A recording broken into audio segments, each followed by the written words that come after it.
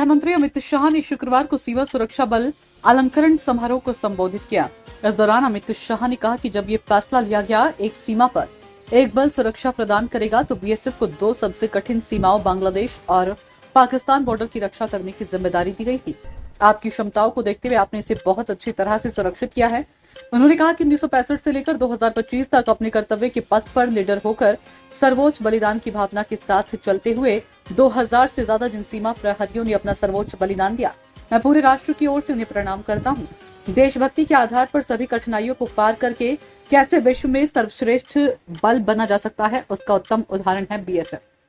अमित शाह ने कहा कि ऑपरेशन सिंदूर तब सफल हुआ जब हमारे प्रधानमंत्री नरेंद्र मोदी की दृढ़ राजनीतिक इच्छा शक्ति, हमारी खुफिया एजेंसियों से सटीक जानकारी और सेना की मारक क्षमता का अद्भुत प्रदर्शन एक साथ आई। जब ये तीनों एक साथ आए तो ऑपरेशन सिंदूर बना।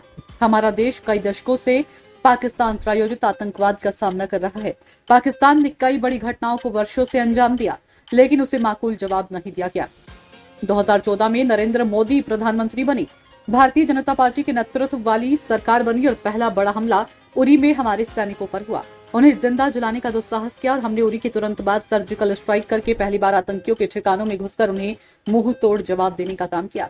फिर पुलवामा में हमला हुआ, सीआरपीएफ के काफिले को निशाना बनाया गया, सेना एयर स्ट्राइक करके पहले से भी कठोर दंड दिया। अमित शाह ने कहा, पहलगाम में पाकिस्तान प्रायोजित आतंकवादियों की ओर से निर्दोष लोगों को उनके परिवारों के सामने उनका धर्म पूछकर मार दिया। ऑपरेशन सिंदूर उस हमले का जवाब है और आज दुनिया भारतीय सशस्त्र बलों की बहादुरी की प्रशंसा कर रही है।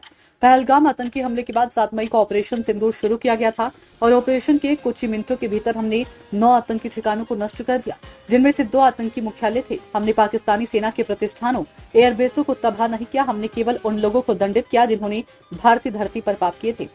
केंद्रीय गृह मंत्री अमित शाह ने कहा, हमें लगता था कि हमने आतंकियों पर हमला किया है, लेकिन पाकिस्तान ने साबित कर दिया कि वह आतंकवाद को प्रायोजित करता है।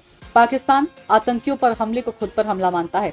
जब पाकिस्तानी सेना ने हमारे नागरिक ठिकानों और हमारे सैन्य प्रतिष्ठानों पर हमला करने की कोशिश की तो भारतीय सेना ने कड़ा जवाब दिया।